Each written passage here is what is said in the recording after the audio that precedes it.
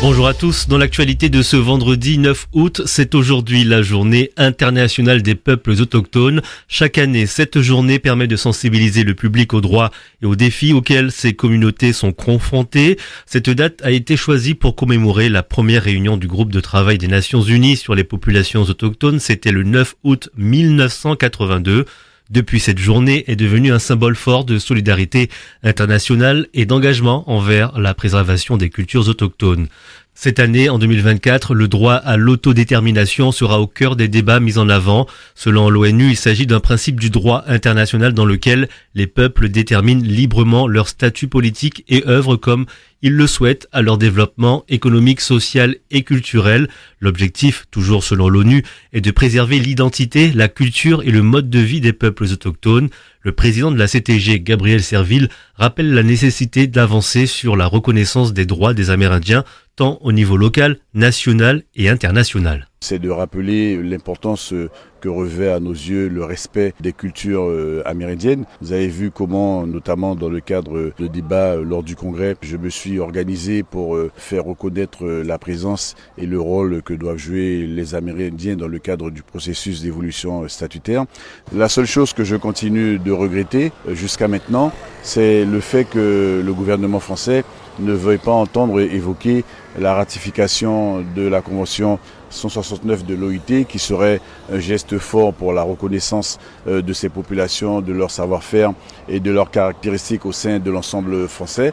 Mais je me dis qu'il n'y a pas de raison pour qu'on se décourage, on va continuer à se battre. Il y a un certain nombre d'actions que nous menons et je prendrai le temps de le rappeler tout à l'heure. La mise en place de l'EPCCE qui doit permettre la rétrocession des 400 000 hectares de terrain aux populations amérindiennes, c'est un sujet qui est toujours d'actualité et sur lequel nous continuons à travailler avec nos amis amérindiens. En Guyane, le week-end s'annonce riche en événements à l'occasion des journées des peuples autochtones. La part de la communauté amérindienne, on le rappelle ici, répartie en 6 ethnies différentes, représente environ 5% de la population totale. Et pour cette 14e édition, la CTG, en partenariat avec plusieurs communes et associations, propose un programme varié sur l'ensemble du territoire. Parmi les temps forts de cette édition, une conférence sur la maladie du manioc. C'est ce soir au musée des cultures guyanaises à Rémire à 18h. Autre temps fort, 2 statues en bronze seront dévoilées dans le cadre de l'inauguration à Irakobo d'un mouvement en hommage aux 47 Kalinia et Arawak exhibés à la fin du 19e siècle au jardin zoologique d'acclimatation à Paris. Pour lancer officiellement les festivités, une cérémonie traditionnelle chamanique s'est tenue très tôt ce matin au monument du chaman situé à Maturi. Une tradition qui se perd chez les jeunes autochtones qu'il faut transmettre, c'est ce que souhaite Ruben Makossi. Il est chaman en charge de la cérémonie. Cette année, on a encore honoré notre tradition pour partager cette tradition avec tout le monde, avec la population guyanaise. Aujourd'hui, on avait honoré pour partager ce moment avec un groupe qui vient de Suriname. Donc aujourd'hui, c'est toujours, on continue notre combat pour montrer que la paix que nous, on a besoin, il est toujours important pour nous. À l'époque, longtemps, c'est comme ça les traditions, ils vivent ensemble, différentes communautés, toujours avec la paix. Tant qu'on n'a pas cette paix-là, il y aura toujours une sorte de confrontation, incompréhension, tout ça. Là maintenant, en 2024, on n'est pas comme à l'époque. Là, on vit dans un temps moderne avec une haute technologie. Notre enfant, ils sont intégrés directement dans cette période-là, sauf qu'ils ne connaissent pas trop à l'époque le tradition, comment nous on vit en harmonie avec la nature, comment on vit ensemble en paix, comment on partage ensemble. Donc là, avec tout ça, c'est toujours le message fort qu'on essaie de donner les jeunesses pour qu'ils savent aussi que notre histoire, il y a beaucoup important de choses que nous, on va besoin encore longtemps dans l'avenir, mais sans ça, ça va être difficile. Et puis les journées des peuples autochtones sont aussi l'occasion, comme on vous le disait, de faire le point sur les revendications liées aux communautés autochtones, mais surtout de tisser des liens de solidarité entre les peuples de Guyane. C'est ce qu'indique Éric Louis, le président désigné du Grand Conseil coutumier de Guyane. C'est une mise au point, c'est le temps de faire le point sur tout ce qui est nécessaire pour les affaires autochtones, de recadrage et aussi de solidarité entre peuples, on va dire, surtout entre Guyanais, puisque beaucoup de Guyanais n'ont pas encore cette tendance à aller fraternellement vers les peuples autochtones de Guyane. Tout ça pour dire que effectivement les 6 communautés, les 6 nations qui sont sur le territoire de Guyane restent ouvertes à toute éventualité de fraternité, puisqu'on vit dans la même société. Tout ça pour dire que oui, effectivement, nos revendications sont toujours d'actualité. Vous savez que le bureau du Grand Conseil n'est pas encore mis à disposition des futurs membres qui doivent siéger. Donc il faudra voir les priorités. Donc on est toujours en attente justement d'une date pour programmer tout ça.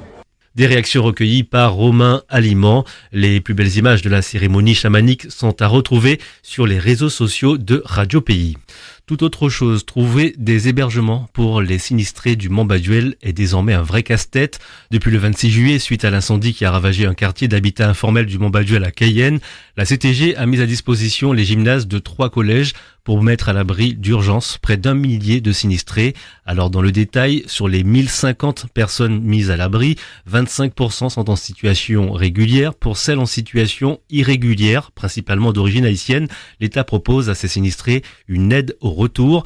Mais à l'approche de la rentrée scolaire, les sites doivent être libérés avant le 16 août. Sauf que sur les 1200 hébergements d'urgence disponibles sur le territoire, 900 sont utilisés par les réfugiés du Moyen-Orient.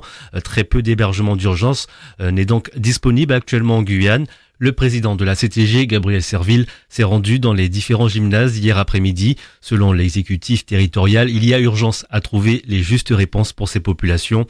Une interview à retrouver sur la page Facebook de Radio Pays. Dans le reste de l'actualité, la compagnie minière au Plata Mining Group décroche un PEX, un permis d'exploitation de mines d'or et substances connexes dit permis Courrièges d'une superficie de 10 km² située sur la commune de Saint-Élie. Ce permis est accordé pour une durée de 5 ans jusqu'au 10 juillet 2029. Selon un communiqué de la compagnie minière, l'obtention de ce PEX va permettre de sécuriser l'alimentation de l'usine de Dieu merci. On ouvre notre page dédiée au JO avec une Guyanaise volontaire aux premières loges sur les épreuves d'athlétisme. On vous en parlait déjà sur Radio Pays. Chantelle Pushparajalingam a été volontaire sur la cérémonie d'ouverture au Trocadéro. Elle avait le drapeau de Djibouti lors du défilé des volontaires devant la tribune présidentielle en face de la Tour Eiffel. Et depuis le début du mois, la Guyanaise est en mission pour les épreuves d'athlétisme au Stade de France. Elle accompagne les athlètes médaillés jusqu'à la remise de leur récompense. Étienne Cornec, notre envoyé spécial pour les Jeux, l'a suivi durant la session d'hier soir. C'est vêtu de sa tenue de volontaire que Chantelle se dirige vers le Stade de France pour la session du soir d'athlétisme. Habillée en t-shirt teinté de bleu et de vert en marinière avec le logo de Paris 2024 dans le dos et un pantalon bleu marine, elle est fière de porter cet uniforme. Ça fait quelque chose de dire qu'on est dans cette équipe-là et qu'on est tous là pour la même chose en fait. Je suis très contente de la porter. Je sais que je prends mon rôle très au sérieux, il est très important au sein du Stade de France. Et je sais que tous ceux qui portent la tenue sont tout autant que moi aussi fiers et contents de pouvoir participer à ces Jeux. La Guyanaise se rend dans l'enceinte dionysienne en RER en ce jeudi 8 août. Depuis le début de la semaine d'athlétisme, elle est chaperon des médaillés. Elle les accompagne jusqu'à leur remise de médailles. Chantelle a eu la chance de côtoyer des médaillés d'épreuves prestigieuses. J'ai eu la chance de voir les médaillés du 100 mètres hommes, le 100 mètres femmes également. J'ai vu la longueur femme, la hauteur femme, le disque homme. J'ai vu le 3000 steep aussi avec le Marocain qui a gagné. Donc aujourd'hui, je vais tous les retrouver pour les emmener justement au service protocolaire pour qu'ils puissent récupérer leurs médailles. C'est ceux que je peux vous citer. Un exercice où elle doit faire preuve d'adaptation sur la barrière de la langue, mais aussi sur les comportements de certains athlètes. On nous demande beaucoup de parler en anglais. La plupart le comprennent, mais il y a des pays qui ne comprennent pas forcément l'anglais. Donc il a fallu s'adapter des fois. Certains qui ont quand même des athlètes qui ont un comportement, quand ils savent que c'est une grande star, ils prennent tout leur temps et il faut leur demander gentiment de nous suivre, qu'on peut pas traîner, etc. Et puis il y en a d'autres qui sont un peu énervés parce que voilà, ils ont raté de peu la première place et qui du coup, sur le coup, au moment où on les notifie, on doit prendre ça en compte. Il faut temporiser avec ces différents caractères. C'est validé. Merci. Le trajet en RER se termine pour Chantelle. Elle se fait contrôler ses affaires et son accréditation. Une fois cette étape franchie, c'est parti pour une soirée riche. Au programme, l'accompagnement des médaillés des compétitions de la veille jusqu'à leur remise de récompense. La Guyanaise doit aussi notifier aux athlètes lors de la session de ce jour la date de leur remise de médaille après leur course. Elle a fini à 22h30, une soirée qui s'est bien passée avec les médaillés malgré la maladie de l'Américain Noah Lyles, champion olympique sur le 100 mètres dimanche. Il a récolté le bronze sur le 200 mètres avant de sortir du stade en fauteuil roulant souffrant du Covid. En fait, on l'a su pendant qu'il allait sur la piste. Mes collègues qui m'ont dit, tiens, il me semble qu'on a entendu dire qu'il avait Covid et qu'on l'avait vu avec un masque à l'intérieur quand il était en chambre d'appel. Et effectivement, à la fin de sa course, on l'a vu beaucoup avoir du mal à respirer. Et donc, du coup, il a été pris en charge tout de suite par le service médical. Donc, a priori, il va bien. On en saura plus demain. Mais en tout cas, ça a été confirmé effectivement qu'il avait le Covid. Sa mission de volontaire se terminera ce dimanche 11 août lors de la cérémonie de clôture où les médailles du marathon seront remises. Un reportage d'Étienne Cornec que l'on va retrouver dans sa chronique Chrono Olympique dès lundi matin dans la matinale à partir de 7h30. Dans l'actu des JO, des fortes chances de médailles guyanaises ce week-end. À quelques jours de la fin de ces Jeux Olympiques de Paris en athlétisme, avec ses coéquipières Orlane Ollière, Chloé Gallet et Hélène Parisot, la sprinteuse courroucienne Jemima Joseph sera alignée en finale du relais 4x100 mètres.